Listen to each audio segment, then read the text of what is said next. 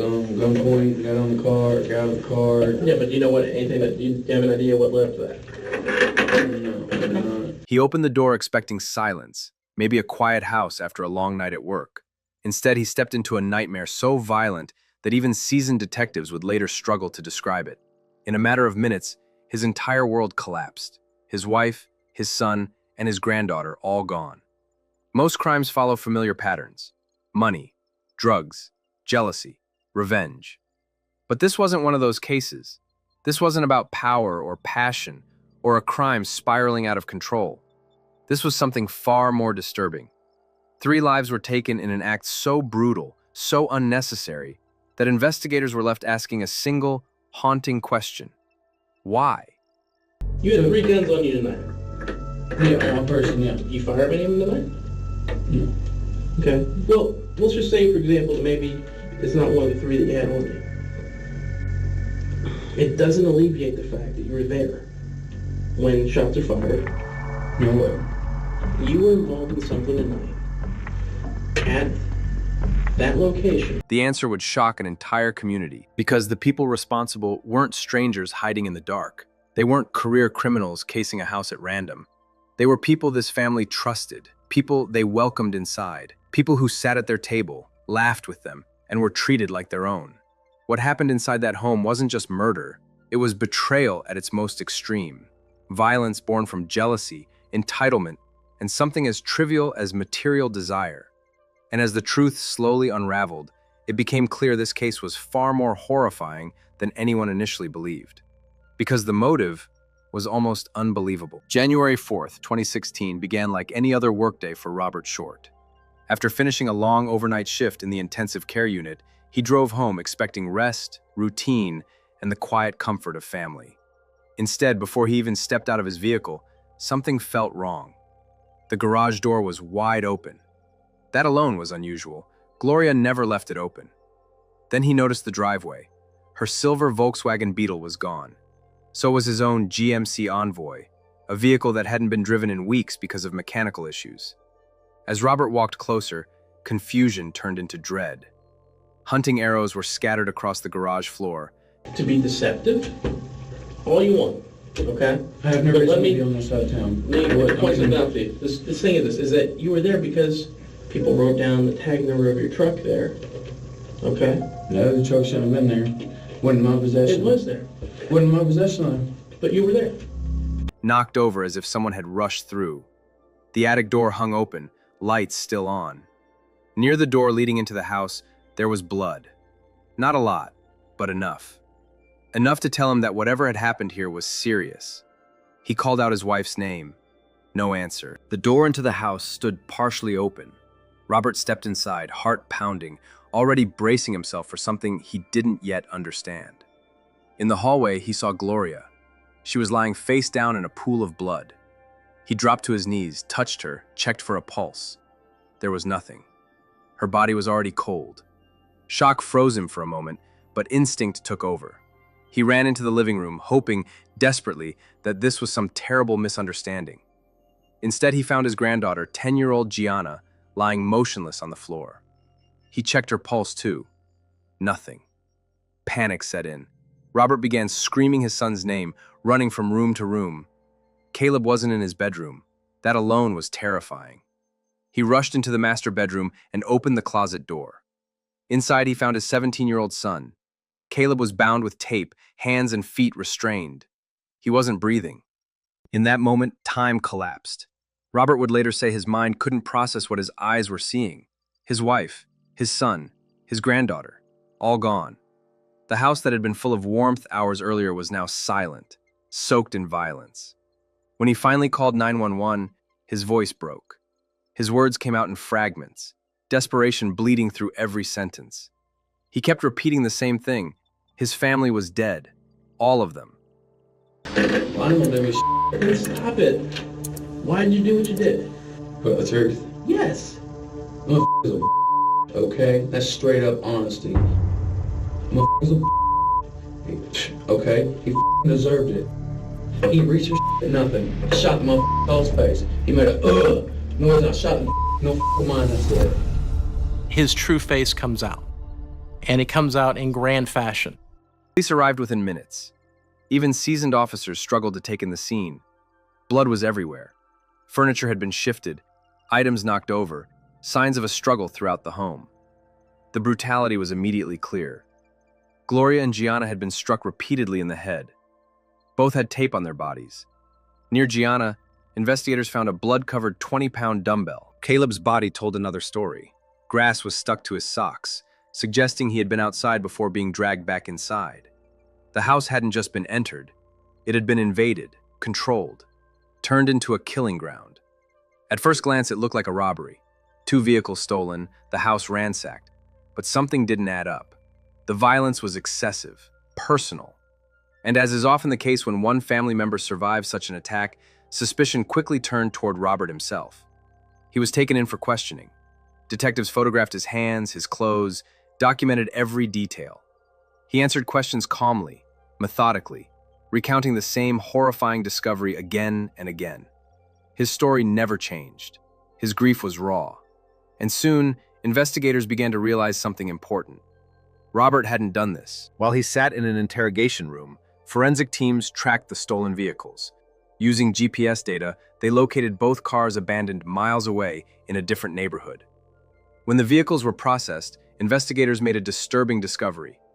Blood was inside both cars. On the steering wheel, the gear shift, the armrests, and in the back seats, stacked neatly, were boxes of sneakers. Jordans, Nikes, high-end shoes, many still in their original packaging. This wasn't a burglary gone wrong. This was a targeted theft. Caleb's sneaker collection had been taken, a collection he was proud of. Shoes he'd carefully built up over time.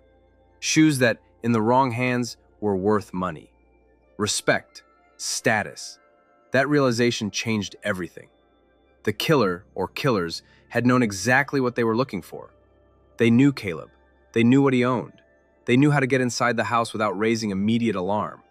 And that meant the danger wasn't random. It was personal. Just 3 days later, police received a phone call that would shatter the case wide open. A woman, trembling, told detectives she believed her teenage son might be involved in the theft of the stolen vehicles. She had seen the news.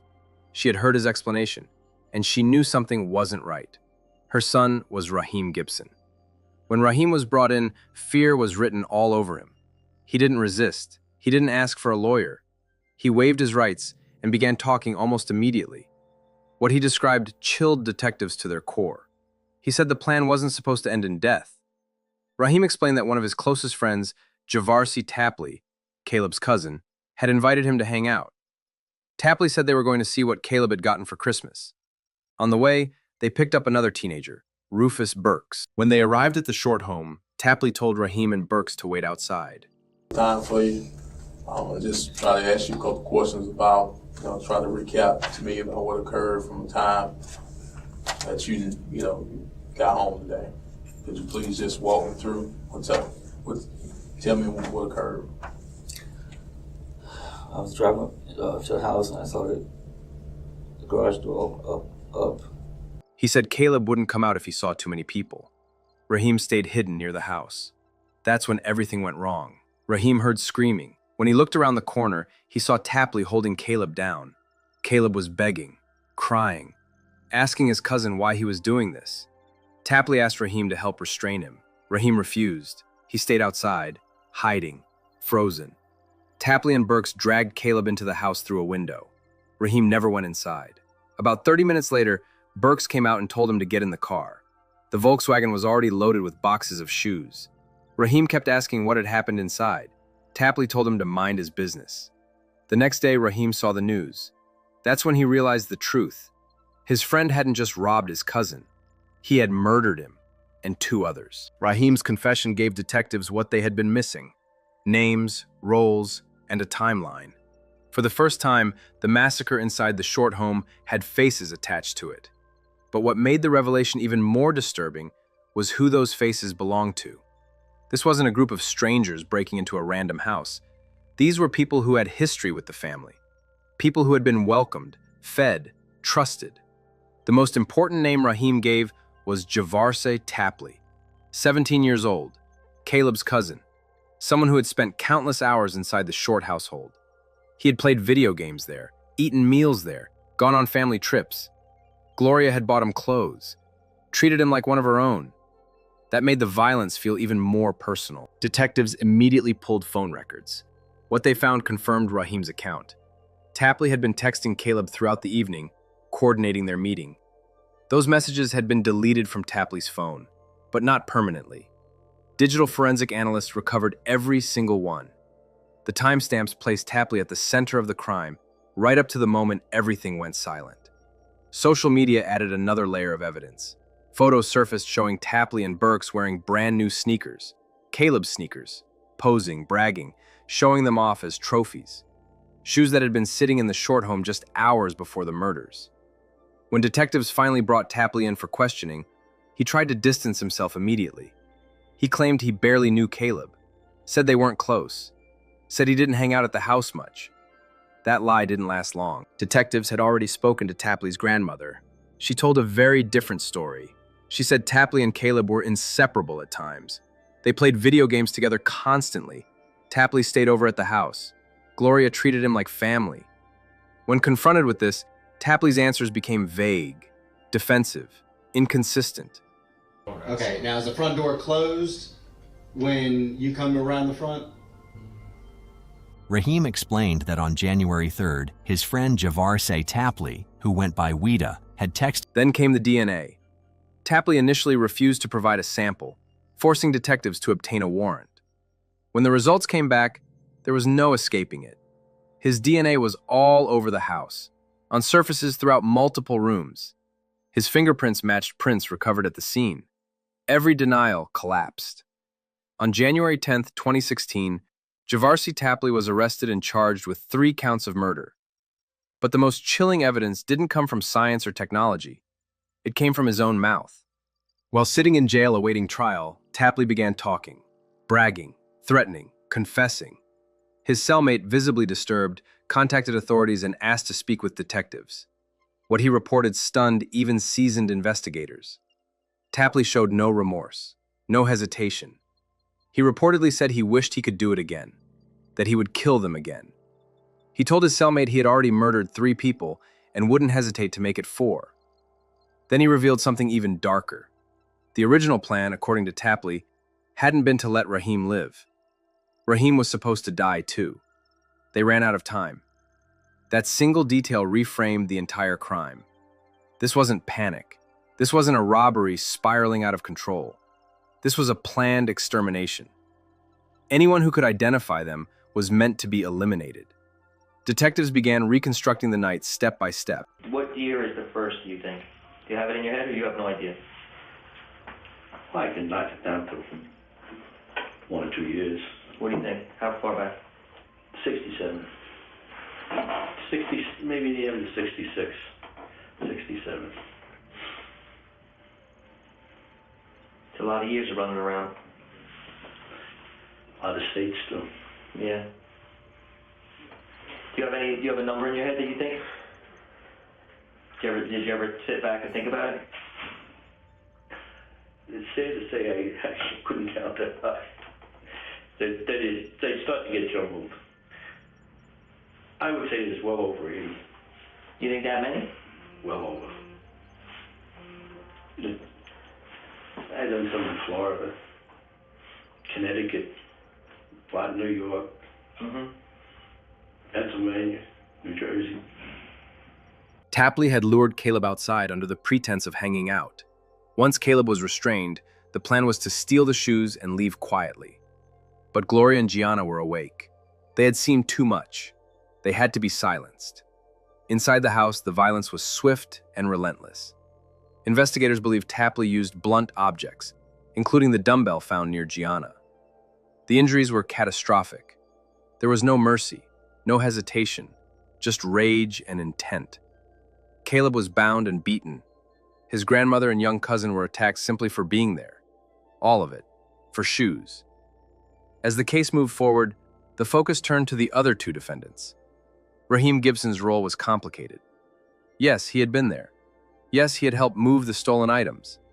But the evidence showed he never entered the house. He refused to restrain Caleb. And most importantly, He came forward on his own before police ever suspected him. Prosecutors faced a difficult decision. Without Rahim's testimony, Tapley might never have been fully exposed. His cooperation had cracked the case wide open. In exchange for his testimony, Rahim pleaded guilty to 3 counts of malice murder. I wasn't a serial killer. No, You just told me you think you killed over 80. That fits the definition pretty well. no, it doesn't. But I know what you said, because you've told me in the past. There's been many more that you let go. Hundreds. Yeah. You know, I didn't go out to kill somebody. Most anyone I killed was when I would be somehow connected to them, and I didn't want to get caught. It was more than just not getting caught. Just thinking about myself. What do you mean connected? Meaning like somebody might have seen her get in the like car, or... Yeah, like in the Bergen Mall. I walked around the mall. I walked in the parking lot, followed her into the parking lot. Anybody could have sit in the car. To me, in my mind, I don't know if anybody... The sentence reflected his cooperation. 30 years in prison. A punishment that divided the Short family. Some felt it was too lenient. Others understood that without him, there may never have been justice at all. The third defendant, Rufus Burks, jog your memory at all? Any idea what we're talking about? Okay. We want to speak to you about a homicide that occurred over on Bayview on December 14th, specifically. Okay. Understand that we did not come to your house, and we're not talking to you by, it's not just random, we just didn't pick your name out of a hat. We have information available to us that we think that you have some knowledge about that incident that you can share with us. Okay. Okay. We want to get your side of the story. Everybody has a side of the story. We want to hear what you know about the situation, what went on that night. Details like that as far as what occurred. Where do you think would be appropriate to start? I would know what you're talking about. I don't even know. I don't know homicide. Nothing. Let's start with this. How long have you lived on the North Capitol address? 3 weeks. 3 weeks. Do you remember when you moved in there? Like the 2nd of December. I don't know. It's my 2nd of December. Okay. Where do you live before that? On the east side. Where? On the Woodlawn. Woodlawn, okay. chose a different path. Only 15 years old at the time of the murders, Burks refused to accept a plea deal. He went to trial. His defense claimed he left before the killings occurred, that he was manipulated by Tapley, that he never intended for anyone to die. Prosecutors dismantled that argument piece by piece. They showed evidence that Burks helped restrain Caleb, that he assisted in the robbery, that he drove one of the stolen vehicles away from the scene with blood still on the steering wheel, and that he too had posed online wearing stolen items after the murders. The jury didn't deliberate long. Guilty on all counts, Burks was convicted of felony murder and kidnapping. Because of his age, he could not be sentenced to life without parole. Instead, he received 2 life sentences plus 15 years, with the possibility of parole after 30 years. As for Tapley, there was never any doubt. The evidence against him was overwhelming. DNA, fingerprints, text messages, eyewitness testimony, jailhouse confessions. He didn't stand a chance in front of a jury. On the advice of his attorney, Tapley pleaded guilty to 3 counts of malice murder. When the judge read the sentence, the courtroom went silent. 3 life sentences, without the possibility of parole, consecutive, not concurrent, meaning Tapley would never walk free. Even if one conviction was somehow overturned, 2 more life sentences would still stand. As he was led out of the courtroom in shackles, Tapley showed no emotion, no apology, no remorse. The judge made it clear, this wasn't just murder, it was betrayal. A calculated, heartless destruction of a family that had shown nothing but kindness. But for Robert Short, justice didn't feel like closure. Nothing could. He had lost his wife, his son, his granddaughter, his entire world, destroyed by someone who sat at his table and smiled in his home. And the most haunting truth of all was this. The violence wasn't driven by desperation. It was driven by envy and entitlement, and the belief that human lives were worth less than material possessions. In the weeks following the arrests, the Short family home sat quiet behind police tape, a once warm place reduced to evidence photos and forensic diagrams. For Robert Short, returning there was impossible. Every room carried echoes of what he had found that morning.